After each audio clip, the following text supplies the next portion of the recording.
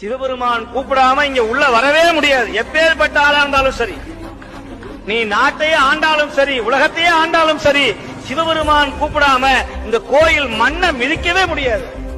அவன் கூப்பிடணும், யார் வரணும். அப்படி சிவபெருமான் ஏத்துக்கிட்டாருன்னு வச்சுக்கோங்க, அவங்க எங்கேயோ போயிருவாங்க.